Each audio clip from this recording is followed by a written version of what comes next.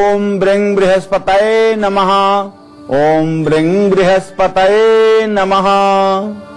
ये बृहस्पति का तंत्रोक्त मंत्र है। जिन लोगों के जीवन में सुख की कमी है, वैवाहिक जीवन अस्त व्यस्त है, पारिवारिक जीवन में उथल पुथल मचा हुआ है, उन सभी लोगों को चाहिए कि बृहस्पतिवार के दिन केले के पेड़ की पूजा करें और ओम ब्रिंग बृहस्पतये नमः इस मंत्र का 108 बार हल्दी की माला पर या रुद्राक्ष की माला पर श्रद्धा पूर्वक जप करें। निश्चित रूप से यह उपाय आपके जीवन में परिवर्तन लाएगा। नमस्कार, आप देख रहे हैं काल चक्र। आपके साथ मैं हूं ज्योत्सना बेदी और मेरे साथ हैं प्रश्न कुंडली विशेषज्ञ पंडित सुरेश पांडे जी। पंडित जी, बहुत बहुत स्वागत है आपका। धन्यवाद। योग करने से दूर होंगे ग्रह दोष, प्राणायाम करने से नौ ग्रह करेंगे कल्याण। योग और प्राणायाम का क्या है किस्मत कनेक्शन, जानिए काल चक्र में। जी हाँ, अपने खान पान में बदलाव लाकर, अपने पहनावे को बदलकर, दान पुण्य करके कैसे ग्रहों के अशुभ प्रभावों को कम किया जा सकता है, ये तो आपने कई बार सुना होगा। लेकिन आज काल चक्र में पंडित सुरेश पांडे जी हमें बताने वाले हैं कि चाहे कोई भी ग्रह दशा क्यों न हो, अपनी कुंडली के अशुभ ग्रहों के अनुसार हर दिन योगा और मेडिटेशन करके हम उनके बुरे प्रभावों से खुद को बचा सकते हैं। और इसके साथ ही आज काल चक्र में पंडित जी आपको क्या कुछ खास बताएंगे, आइए आपको ये भी बताते हैं। योगा और मेडिटेशन का किस्मत कनेक्शन क्या है, किस ग्रह से सेहत पर क्या असर पड़ता है, ग्रह दोष को दूर करने के लिए अपने घर में ही कौन से आसान उपाय आपको करने चाहिए, आज के समय आपको अपने सबसे जरूरी काम करने हैं, गुल्लक मुहूर्त में हम आपको बताएंगे कौन से नक्षत्र में शादी करने से सुखी होगा वैवाहिक जीवन। आज के सक्सेस मंत्र में आप लोग जानिएगा। गृह प्रवेश से पहले कौन से आपको शुभ काम करने चाहिए, पंडित जी आपको बताएंगे आज के वास्तु टिप में। और अगर इन तमाम चीजों के अलावा आपके मन में कोई सवाल भी है तो आप निश्चिंत होकर हमें कॉल भी कर सकते हैं। हमारे नंबर्स हैं 0120-460-2503 और 0120-460-2504। तो पंडित जी के साथ हम आज की खास चर्चा की शुरुआत करें उससे पहले पंडित जी आपको आज का शुभ मुहूर्त बताएंगे।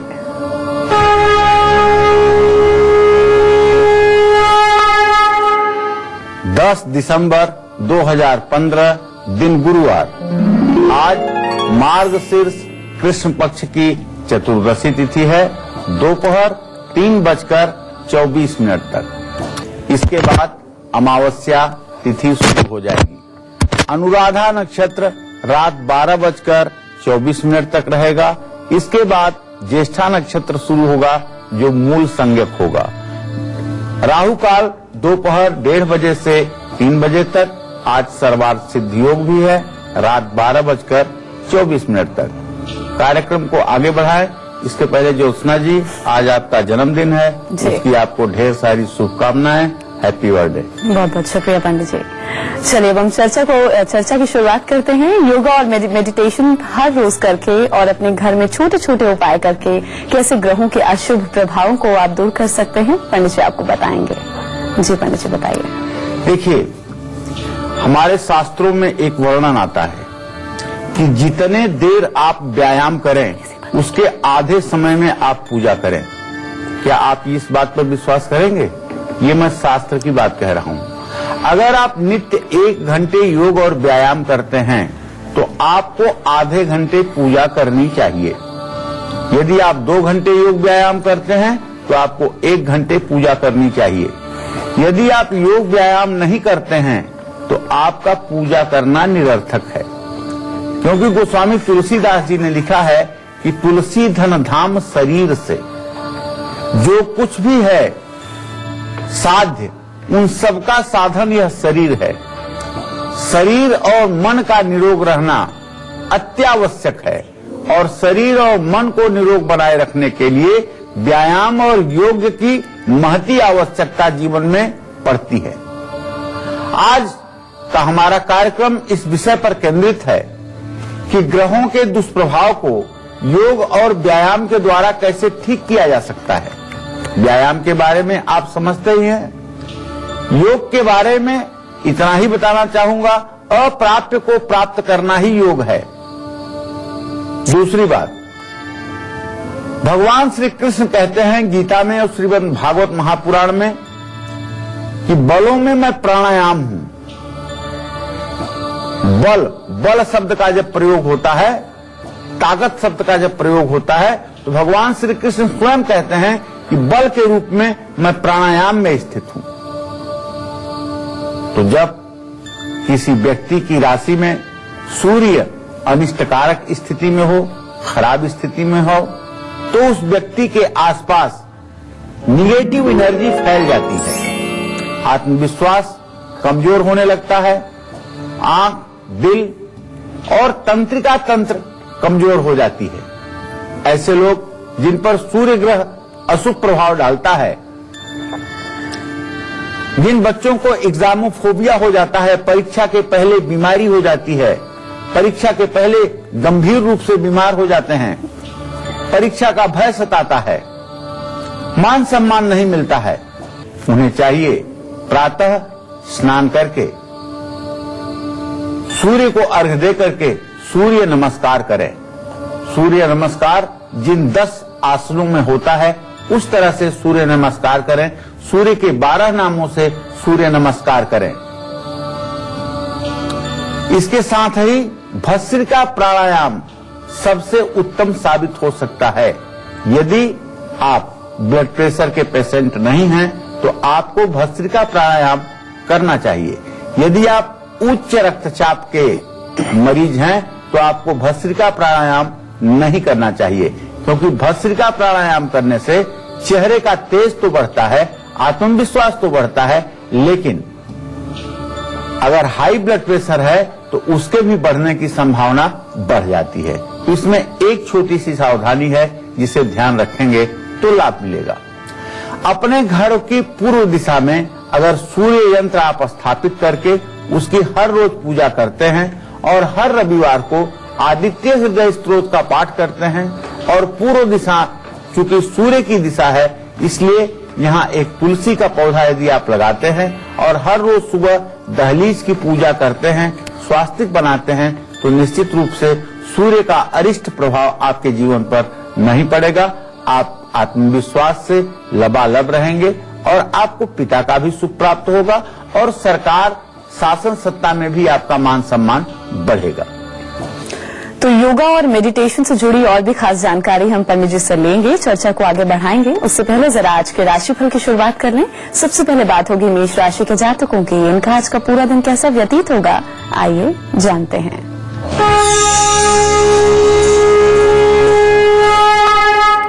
मेष राशि के जातकों को बताना चाहूंगा कि आज आपके राशि से 8वें स्थान में चंद्रमा, शनि और सूर्य की स्थिति बन रही है। मान्यवर, आज किसी से आप बातचीत करते समय सतर्क रहिएगा। बातचीत में कहीं ऐसे संकोच में आप न फंस जाएं कि जिससे आपका जीवन नारकीय हो जाए, या कुछ ऐसी बात आप न बोल दें जिससे विवाद खड़ा हो जाए या जिससे झगड़ा हो जाए। इसलिए आज आप अपने वाणी पर संयम रखिएगा। सहयोगियों का आपको साथ मिलेगा। आज आपको चाहिए कि थोड़ा सा समय निकाल करके हनुमान चालीसा का पाठ जरूर कर लीजिएगा, हनुमान जी की पूजा कर लीजिएगा। और अगर अभी तक आपने तांबे का कड़ा नहीं पहना है तो आप एक तांबे का कड़ा अपने दाहिने हाथ में धारण कर लीजिएगा। जय मां विंध्यवासिनी। और अब बात करेंगे वृषभ राशि के जातकों की। इनका आज का पूरा दिन कैसा बीतेगा और आज के दिन को विशेष बनाने के लिए इन्हें क्या खास करना होगा और किन बातों का खास ध्यान भी रखना होगा, आइए जानते हैं।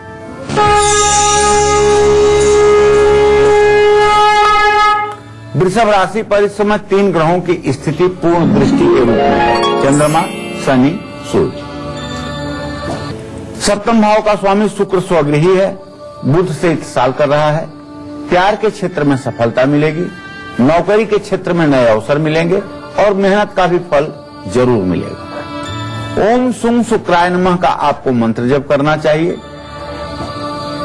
महालक्ष्मी की पूजा करनी चाहिए और गाय के घी से श्री सूक्त का पाठ करते हुए 16 आहुति हवन करनी चाहिए। जय मां विंध्यवासिनी। कहते हैं चंद्रमा हमारे मन, हमारी सोच को कंट्रोल करता है, लेकिन अगर किसी की कुंडली में चंद्रमा ही शुभ नहीं है तो ऐसे व्यक्ति की सोच, सेहत पर इसका क्या प्रभाव पड़ेगा और कैसे योगा, मेडिटेशन से चंद्रमा को मजबूत किया जा सकता है, आइए पंडित जी से हम जानते हैं। जी पंडित जी बताइए। मन एवं मनुष्याणाम कारण बंध मोक्ष। भगवान श्री कृष्ण ने गीता में स्पष्ट कहा है कि मनुष्य का मन ही उसके बंधन और मोक्ष का कारण है। यदि मन ने मान लिया कि मुझे मोक्ष होना है तो मोक्ष होकर रहेगा। यदि मन संशय में है कि मुझे मोक्ष कैसे हो सकता है तो मोक्ष सचमुच में नहीं होगा। मन के हारे हार है, मन के जीते जीत। और इस मन का कारक ग्रह सिर्फ और सिर्फ चंद्रमा है। पुरुष सूक्त का एक मंत्र है, चंद्रमा मनसो जातश्चक्षो सूर्यो अजायत श्रोता वायुश्च प्राणश्च मुखादग्निरजायत। ये मंत्र बोल करके देवताओं को दीपक दिखाया जाता है। चंद्रमा मनसो जातः, चंद्रमा मन का प्रतिनिधि है। जिन लोगों पर चंद्रमा का अशुभ प्रभाव होता है या जिनकी कुंडली में चंद्रमा अनिष्टकारक स्थिति में होता है, वो लोग जरूरत से ज्यादा भावुक होते हैं और हमेशा तनाव में रहते हैं। सारे सुखों के बावजूद भी उनके जीवन में शांति नहीं होती है। चंद्रमा के अशुभ प्रभाव को कम करने के लिए अनुलोम विलोम प्राणायाम जरूर करना चाहिए। ओम का उच्चारण शांत मन से करने से लाभ मिलता है। अनुलोम विलोम प्राणायाम कोई भी व्यक्ति कर सकता है, चाहे उसको हाई ब्लड प्रेशर हो चाहे लो ब्लड प्रेशर हो। अनुलोम विलोम प्राणायाम धीरे धीरे कोई भी व्यक्ति कर सकता है। अनुलोम विलोम प्राणायाम करने से मैं आपको बताना चाहूंगा कि सुषुम्ना नाड़ी का भी उदय होता है और सुषुम्ना नाड़ी के उदय होने के बाद कुंडलिनी जागृत होने की भी प्रक्रिया शुरू होती है। मनुष्य सिद्धि की तरफ भी बढ़ता है और साक्षात्कार की तरफ भी बढ़ता है। ओम का उद्गीत प्राणायाम करना चाहिए। पूरे सांस को भर करके और ओम बोलते हुए धीरे धीरे सांस को छोड़ना चाहिए। इससे जिस कमरे में, जिस स्थान पर बैठ करके आप ओम का उच्चारण करेंगे, वहां की सारी निगेटिव एनर्जी, वहां की सारी नकारात्मक ऊर्जा समाप्त हो जाएगी और वहां जो भी बैठेगा उसका मन शांत रहेगा। तो चंद्रमा को मजबूत करने के लिए अपने घर में एक पलाश का पौधा लगाना चाहिए और घर के उत्तर पश्चिम दिशा में गुलाबी रंग का बल्ब लगाना चाहिए। घर की पश्चिम दिशा में क्रिस्टल का एक बल्ब जरूर लटकाएं, इससे भी लाभ मिलेगा। जय मां विंध्यवासिनी। अब मैं ये जानना चाहता हूं कि क्या आप मांगलिक हैं? क्या आपके जन्म कुंडली में मंगल दोष है? क्या आपकी कुंडली में मंगल ग्रह अशुभ प्रभाव दे रहा है? तो आपको हर रोज सुबह कौन सा योग करना चाहिए और कौन सा प्राणायाम करना चाहिए, ये मैं बताने वाला हूं आपको अब से कुछ क्षणों में। इसलिए आप ध्यान से देखिएगा। मंगल ग्रह के कुप्रभाव को दूर करने के लिए कौन सा योग, कौन सा मेडिटेशन और कौन सा प्राणायाम आपके लिए आवश्यक है, इसे आप ध्यान से देखिए। जी हाँ, तो मंगल ग्रह के अशुभ प्रभाव से बचने के लिए आपको क्या खास करना है, पंडित जी आपको बिल्कुल बताएंगे। बस थोड़ा सा इंतजार आप लोग कीजिए। हम जरा राशिफल में आगे बढ़ें, बात करेंगे मिथुन राशि वालों की। इनका आज का हाल जानते हैं।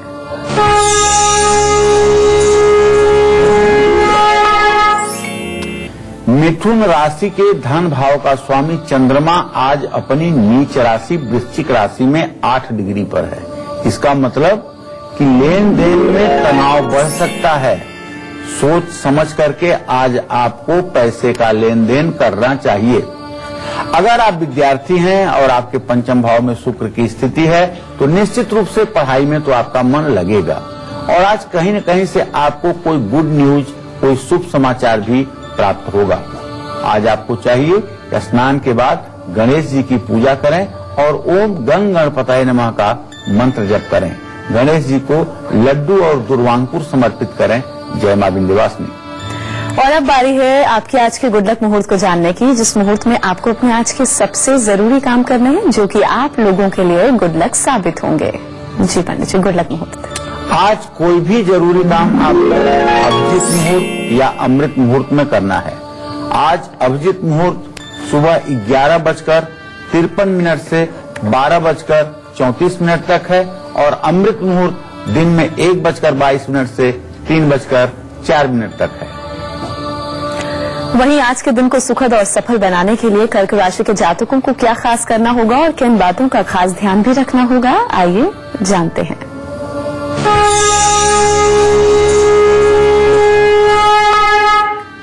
आज कर्क राशि का स्वामी चंद्रमा नीच राशि में वृश्चिक राशि में 8 डिग्री पर है, जबकि अपने नीचांशक से ये बाहर निकल चुका है।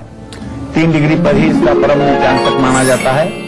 हाँ, तो नया कारोबार शुरू कर सकते हैं और जीवन साथी का साथ मिलेगा।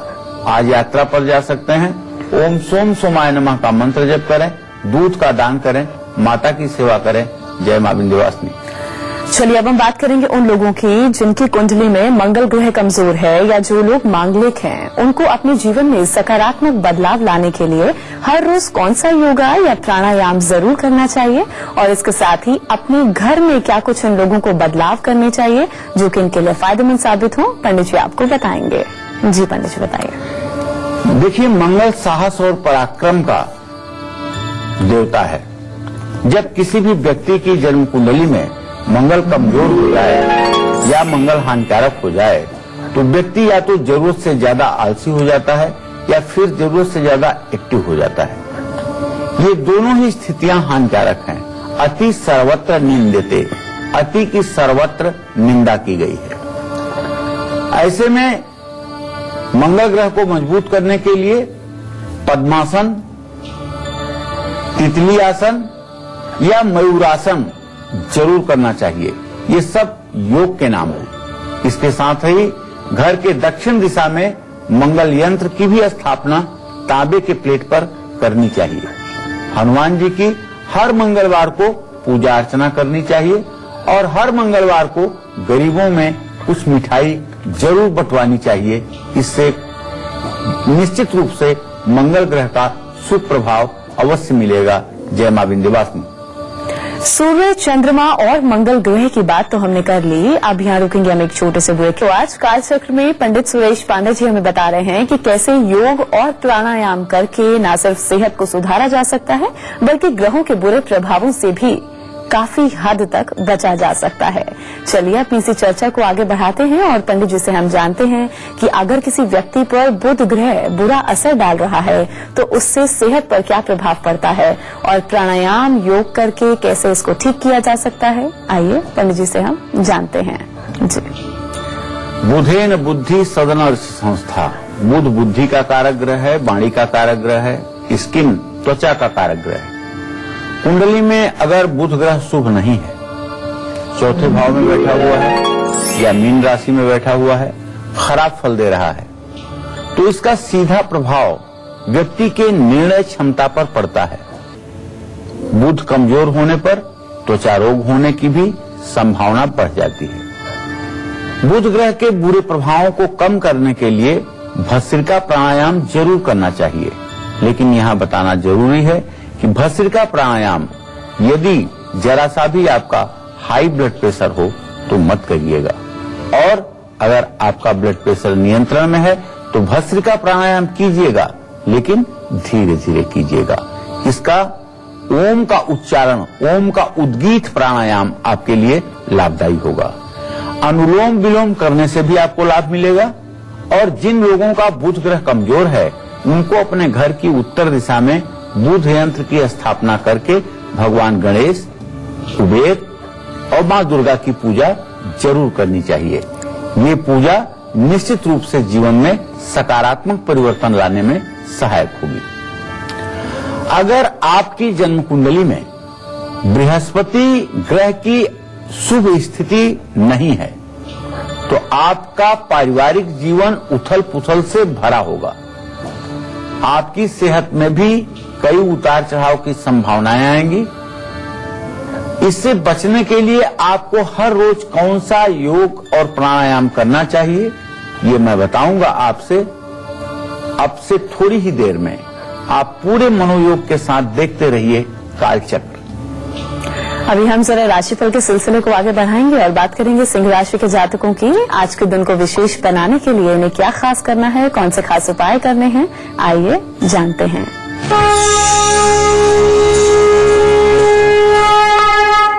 आज सिंह राशि के जातकों के विद्या स्थान में बुध और शरीर स्थान पर बृहस्पति दोनों की स्नेहा दृष्टि से इत्तिसाल इस बात का संकेत है कि आज सिंह राशि के विद्यार्थी जो हैं उन्हें बहुत बड़ी चमत्कारिक सफलता मिलेगी, इसमें कोई संशय नहीं है। और कहीं पर इन्वेस्टमेंट करने की जो चिंता है वो भी खत्म होने वाली है और आज निश्चित रूप से आपकी कोई न कोई इच्छा पूरी होगी। आपको चाहिए कि स्नान के बाद ओम घृणी सूर्याय नमः का मंत्र जप करें, सूर्य को अर्घ्य दें और तांबे का बर्तन किसी धर्म स्थान में दान करें। जय मां विंध्यवासिनी। गुरु अगर कुंडली में कमजोर है या अनिष्टकारी है तो ऐसे में हमारे जीवन और सेहत पर इसका क्या असर पड़ेगा और गुरु ग्रह को मजबूत करने के लिए आपको कौन से खास उपाय करने होंगे, कौन सी योगा करनी होगी, प्राणायाम करना होगा जो कि आपके लिए फायदेमंद साबित होगा, पंडित जी आपको बताएंगे। जी हाँ, देखिए, बृहस्पति ग्रह जब किसी व्यक्ति की कुंडली में अशुभ होता है तो ऐसे व्यक्ति को पेट से जुड़ी समस्याएं होती हैं। बृहस्पति के ही खराब होने से हेपेटाइटिस बी की स्थिति उत्पन्न होती है। बृहस्पति के ही खराब होने से अर्थराइटिस की प्रॉब्लम होती है और बृहस्पति के ही खराब होने से लीवर डैमेज होता है, पेनक्रियाज खराब होता है और मोटापा बढ़ता है, डायबिटीज अनियंत्रित होता है। तो गुरु ग्रह के अशुभ प्रभाव को दूर करने के लिए कपालभाति प्राणायाम और सर्वांगासन, अग्निसार और सूर्य नमस्कार जरूर करना चाहिए। इसके साथ ही अपने घर की उत्तर पूर्व दिशा को हमेशा साफ सुथरा रखना चाहिए और गुरुवार को धार्मिक पुस्तकों का दान भी किसी योग्य पात्र के हाथ में करना चाहिए। इससे बृहस्पति ग्रह जब शुभ होगा तो कहा जाता है ज्योतिष में कि जस्य केंद्रे बृहस्पति किम कुर्वन्ति अन्य ग्रह। अगर एक बृहस्पति आपकी अच्छी स्थिति में है तो दूसरे अशुभ ग्रह आपका कुछ नहीं बिगाड़ सकते, ऐसी ज्योतिष शास्त्र की मान्यता है। तो निश्चित रूप से ये छोटे छोटे उपाय करके, अग्निसार करके, कपालभाति करके, सर्वांगासन करके आप अपने जीवन को उन्नतशील बना सकते हैं। मार्कंडेय पुराण में वर्णन आता है कि प्राणायाम की 4 अवस्थाएं होती हैं: ध्वस्ति, प्राप्ति, संबित और प्रसाद। जिन लोगों ने भी मार्कंडेय पुराण का अध्ययन किया होगा उन लोगों ने जाना होगा कि ध्वस्ति, प्राप्ति, संबित और प्रसाद की क्या अवस्था है। ध्वस्ति वह अवस्था है जब प्राणायाम करने वाले व्यक्ति के शरीर से रोग शून्य हो जाता है, अर्थात प्राणायाम करने वाले व्यक्ति के शरीर में रोग की कोई मात्रा नहीं रह जाती है, जिसको ध्वस्ति कहते हैं, अर्थात तो रोग ध्वस्त हो जाता है। प्राप्ति वह अवस्था है जो प्राणायाम करने वाले जातक को ग्रह गोचर का ज्ञान हो जाता है और उसे भविष्य की घटनाओं का अनायास जानकारी मिलने लगती है।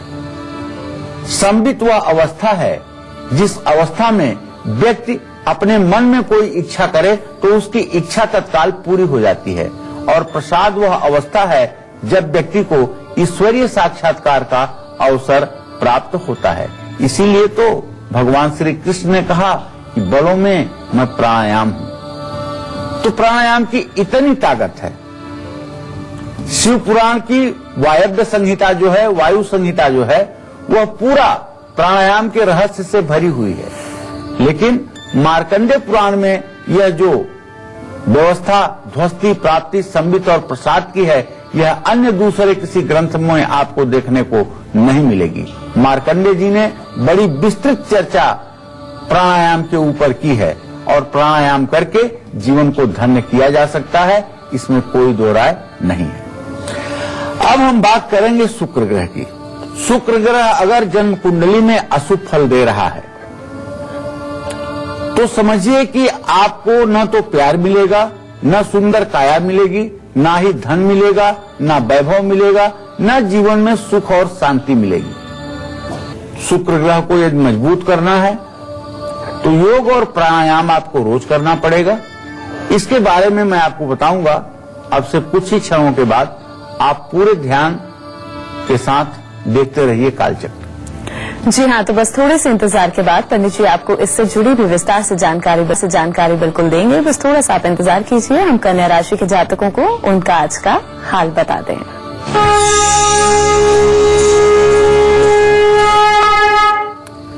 आज कन्या राशि के जातकों का काम तो होगा, लेकिन काम की गति काफी धीमी रहेगी। मंगल राहु की स्थिति आपकी राशि में इस बात का संकेत करती है कि पढ़ाई में भी यदि आप विद्यार्थी हैं तो आज आपका मन उचाट रहेगा, लेकिन अच्छे लोगों का प्रभाव आप पर रहेगा।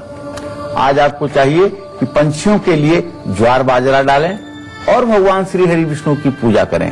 ओम बूम बुधाय नमः का जप आपके लिए लाभकारी होगा। जय मां विंध्यवासिनी। चलिए अब हम शुक्र ग्रह की बात कर लेते हैं। शुक्र कुंडली में अच्छा होता है तो जीवन साथी से भरपूर प्यार भी मिलता है, पैसों की भी कभी कमी नहीं होती, धन वैभव और शोहरत तो मिलती ही है। लेकिन जिन लोगों की कुंडली में शुक्र ग्रह अशुभ प्रभाव दे रहा है, उनको इसको ठीक करने के लिए कौन सा योगा या प्राणायाम करने चाहिए और क्या कुछ साथ में खास उपाय करने चाहिए और घर में कौन से बदलाव करने की इन लोगों को जरूरत है, आपको पंडित जी बताएंगे। जी पंडित जी बताइए। शुक्रो शुक्रस्य तथा नेत्रम चंद्रमा मनसस तथा। ये महर्षि पाराशर लिखते हैं कि शुक्र ग्रह जो है ये नेत्रों का भी कारक है। ये सिर्फ पत्नी का कारक नहीं है, सुख और विलासिता का कारक नहीं है, यह आंखों का भी प्रतिनिधित्व करता है। जिन लोगों की भी जन्म कुंडली में शुक्र सूर्य के साथ हो जाता है और सूर्य अस्त के प्रभाव में हो जाता है, और ये खास करके स्थिति ये द्वितीय और द्वादश भाव में होती है, तो ऐसे बच्चों को 5 साल 6 साल 7 साल की उम्र में चश्मा लग जाता है। और अगर सूर्य और शुक्र की सम अवस्था हो और द्वितीय द्वादश में हो तो ऐसा व्यक्ति आजीवन अंधा हो जाता है। बहुत दुखद स्थिति होती है जब शुक्र ग्रह कमजोर होता है। न तो चेहरे पर कांति रहती है और न शरीर में आकर्षण रहता है, न व्यक्तित्व इस तरह का होता है कि दुनिया आपको सम्मान दे। और शुक्र ग्रह की खराब स्थिति के कारण स्पर्म बिल्कुल नहीं रहते पुरुष के अंदर, और स्त्रियों के अंदर भी गर्भ धारण करने की क्षमता समाप्त हो जाती है। संतान सुख में विलंब भी शुक्र ग्रह के खराब रोग के कारण ही होता है, और यौन रोग भी शुक्र ग्रह के ही कारण होता है। आंखों में तकलीफ तो मैंने आपको बता ही दिया कि शुक्र ग्रह की कमजोर स्थिति के कारण होती है। महिलाओं के सेहत से जुड़ी ज्यादातर परेशानियां शुक्र ग्रह के कमजोर होने के कारण होती हैं। तो महिलाओं को चाहिए कि ठंडी चीजों के सेवन से बचें। शुक्र को मजबूत करने के लिए धनुरासन, हलासन, मूलबंधासन, जानुशिरासन ये सब तो करना ही चाहिए। इसके साथ साथ कपालभाति प्राणायाम जरूर करना चाहिए, और अगर हो सके तो बाह्य प्राणायाम भी करना चाहिए, जिसमें श्वास को बाहर निकाल करके पेट को अंदर खींचते हैं और मूलबंधासन लगाते हैं। घर के दक्षिण पूर्व दिशा में चांदी या स्फटिक का श्रीयंत्र जरूर स्थापित करना चाहिए।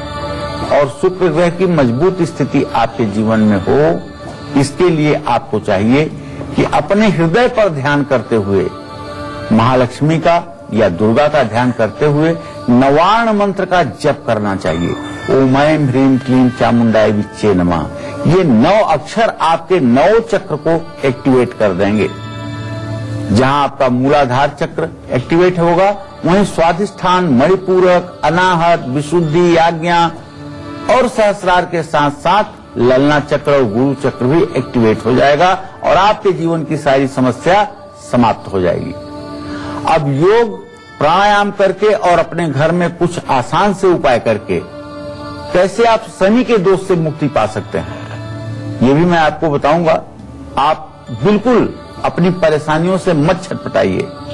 यदि कालचक्र का साथ आपके साथ है, सही मार्गदर्शन आपके जीवन में है तो इन उपायों को करके सब कुछ जीवन में ठीक किया जा सकता है। इस विश्वास को अपने मन में जरूर रखिए।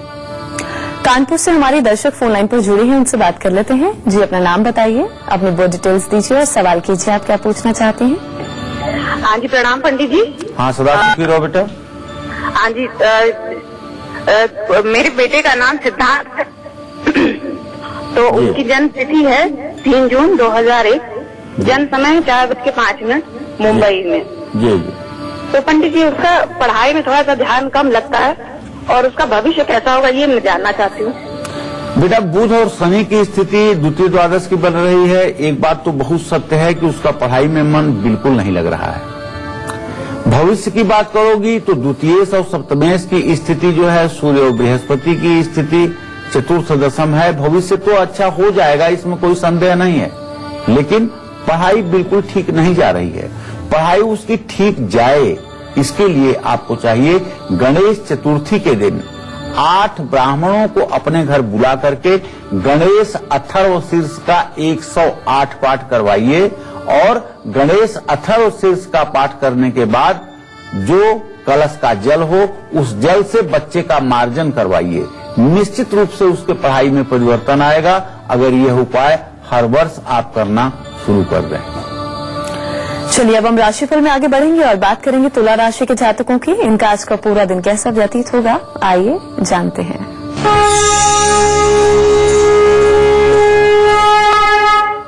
आज तुला राशि के जातकों को राजनीति के क्षेत्र में लाभ प्राप्त होगा। प्रॉपर्टी विवाद भी आपका समाप्त होगा और छात्रों का आत्मविश्वास भी बढ़ेगा। आज महालक्ष्मी का मंत्र ओम श्रीम श्रीये नमः का जप करना चाहिए। सफेद वस्त्र धारण करना चाहिए और किसी गरीब व्यक्ति को खीर खिलानी चाहिए। जय मां विंध्यवासिनी। और अब वृश्चिक राशि के जातकों का आज का हाल।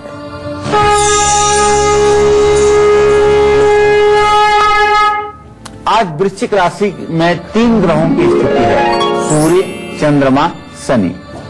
तो उत्साह तो आपका बना रहेगा, इसमें कोई संदेह नहीं, इसलिए एक मंगल स्नेहा दृष्टि से अपने भाव को देख रहा है। लेकिन आज आपका घर में ही समय व्यतीत होगा। थोड़ा सा उदर विकार हो सकता है, पेट से जुड़ी हुई कोई समस्या हो सकती है थोड़ी देर के लिए। गुड़ का दान करिए, ऋण मोचन मंगल स्तोत्र का पाठ करिए, हनुमान जी की पूजा उपासना कीजिए। दिन मंगलमय व्यतीत होगा। जय मां विंध्यवासिनी। वहीं धनु राशि के जातकों की किस्मत के सितारे क्या कुछ कहते हैं, आइए अभी आपको बताते हैं।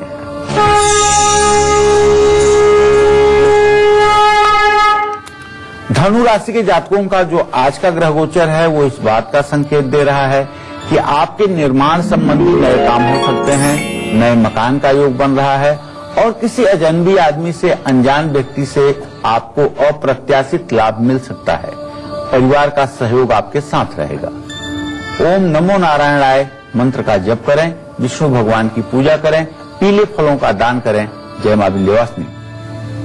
शनि की महादशा 7.5 या ढैया में आपके साथ सब कुछ गलत ही हो रहा है, तो इसके लिए आपको कौन सा योगा प्राणायाम करना चाहिए और अपने घर में क्या बदलाव करने चाहिए, कौन से खास उपाय करने चाहिए, आइए पंडित जी से हम जानते हैं। जी पंडित जी बताइए। शनि ग्रह जब किसी व्यक्ति पर अपना अशुभ प्रभाव डाल रहा होता है तो उस व्यक्ति को एसिडिटी, आर्थराइटिस, हार्ट प्रॉब्लम और नर्व से जुड़ी हुई समस्या होती है। और शनि में शुक्र की अंतर्दशा या प्रत्यंतर दशा हो तो ऐसा व्यक्ति कैंसर जैसे रोग से भी पीड़ित होता है। शनि के साथ यदि केतु का प्रभाव हो तो ऐसे व्यक्ति को रीढ़ की हड्डी की बीमारी होती है, जिससे व्यक्ति के विकलांग होने की संभावना बढ़ जाती है और इसमें नींद भी कम आती है। इन सब चीजों से बचने के लिए तेल मसाले वाली चीजों से आपको परहेज करना चाहिए। ज्यादा से ज्यादा पानी पीना चाहिए और भ्रामरी प्राणायाम आपको जरूर करना चाहिए। भ्रामरी प्राणायाम वो है जिसमें कान, नाक, आंख के पास उंगलियों को रख करके श्वास को पूरा खींच करके और श्वास को मस्तिष्क में ले जा करके नाक से ओम की तरह, भौरे की तरह गुंजार करना चाहिए। यह कम से कम 5 बार सुबह शाम जरूर करना चाहिए। अपने घर की पश्चिम दिशा में वरुण यंत्र स्थापित करना चाहिए और पश्चिम दिशा में छत पर पीले रंग का झंडा लगाना चाहिए। शनि की उपासना करने से निश्चित रूप से यह परिवर्तन होगा। और हाँ, यदि आप पाइल्स, बवासीर या भगंदर के रोगी हैं और शनि ग्रह आपके जन्म कुंडली के अष्टम भाव को बुरी तरह से प्रभावित कर रहा है, तो मैं आपको सुझाव देना चाहूंगा कि आपको चाहिए कि आप नित्य गायत्री मंत्र का कम से कम 3 माला जप जरूर करें। हमारे एक दर्शक फोन लाइन पर जुड़े हैं, उनसे बात कर लेते हैं। जी, आप पूछ सकते हैं, क्या पूछना चाहते हैं? अपना नाम बताइए, अपनी उम्र बताइए और पूछिए। मेरी आवाज मिल रही है आपको? हाँ जी, आप पूछ सकते हैं। हेलो, नमस्कार। मैं अक्षय बोल रहा था। जी अक्षय जी, सबसे पहले तो देखना ही आपको आपके जन्मदिन की हार्दिक शुभकामनाएं। बहुत बहुत शुक्रिया जी। पूछिए, क्या पूछना चाहते हैं? मेरा सवाल ये था कि मैं अपनी स्टडी के लिए कुछ सीखना चाह रहा था। मैं अभी BSc प्राइवेट कर रहा हूँ, क्या मैं इसमें सफलतापूर्वक पास कर लूंगा कि नहीं? बिल्कुल सफलता मिलेगी, 100% सफलता मिलेगी। बस एक छोटा सा उपाय करने की जरूरत है। एक तार सोने का, एक तार चांदी का, एक तार तांबे का, 3 तार बनवा करके उसको आपस में मिला करके और अपने दाहिने हाथ की अनामिका उंगली में मंगलवार को ये अंगूठी आप धारण कर लीजिए, आपको सफलता मिलेगी, इसमें कोई संदेह नहीं। चलिए, इसी के साथ यहाँ पर हम रुकेंगे एक ब्रेक के लिए। ब्रेक के बाद सक्सेस मंत्र, वास्तु टिप के साथ साथ पंडित जी से हम जानेंगे मकर, कुंभ और मीन राशि वालों की किस्मत का हाल। एक छोटे से ब्रेक के बाद आप देख चलिए। अब जल्दी से हम पंडित जी से आज का सक्सेस मंत्र जान लेते हैं। जी पंडित जी, बताइए। देखिए, अपने सभी दर्शकों को बताना चाहूंगा कि बच्ची या बच्चों की शादी में, शादी के बाद परिवार की सुख समृद्धि, मान सम्मान, यश कीर्ति की वृद्धि सदैव होती रहे, इसके लिए अगर बच्चे का विवाह हस्त नक्षत्र में किया जाए तो सबसे अच्छा होता है।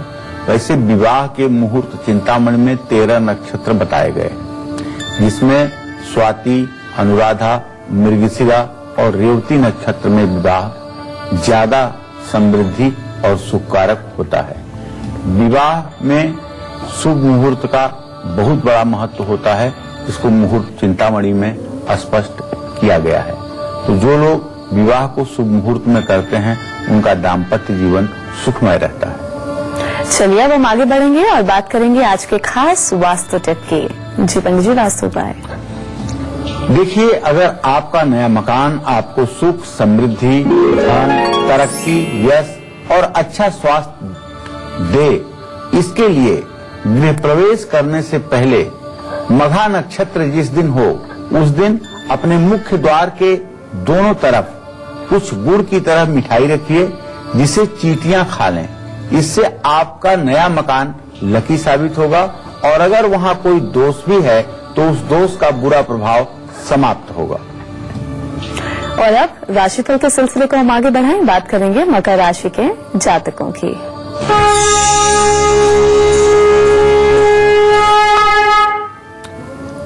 आज मकर राशि के जातक कम भी मेहनत करेंगे तो भी काम बन जाएंगे, लाभ मिल जाएगा, नए दोस्त भी बनेंगे और आज मकर राशि के जातकों को नए अवसर मिलेंगे, नई संभावनाओं की तलाश आपकी पूरी होगी।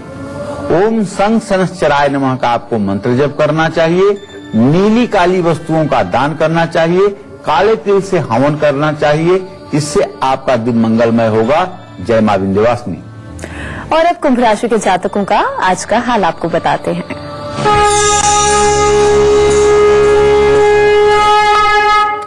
कुंभ राशि के जातकों का ग्रह गोचर बड़ा अनुकूल नहीं है, इसलिए आज उलझने बढ़ भी सकती हैं और कम भी हो सकती हैं। कारोबार में लाभ मिलेगा, बुजुर्गों की चिंता ज्यादा रहेगी।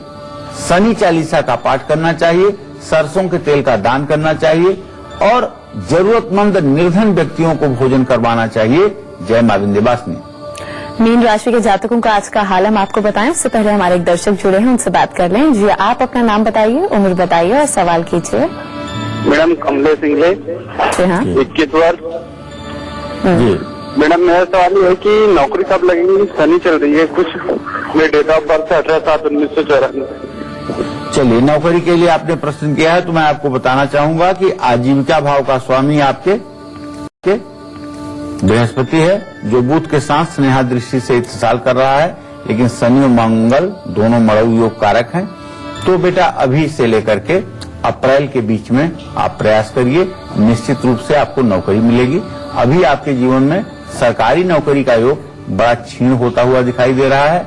प्राइवेट सेक्टर में ही आपके सफलता के पूरे अनुमान लग रहे हैं। और अब मीन राशि के जातकों का आज का हाल।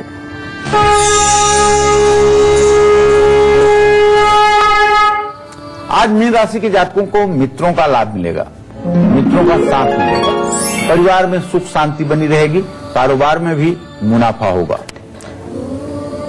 विष्णु भगवान की पूजा करें, विष्णु सहस्त्र नाम का पाठ करें, धार्मिक किताबों का दान करें। जय मां विंध्यवासिनी। तो उम्मीद करते हैं आज का विषय आप सभी को बहुत पसंद आया होगा।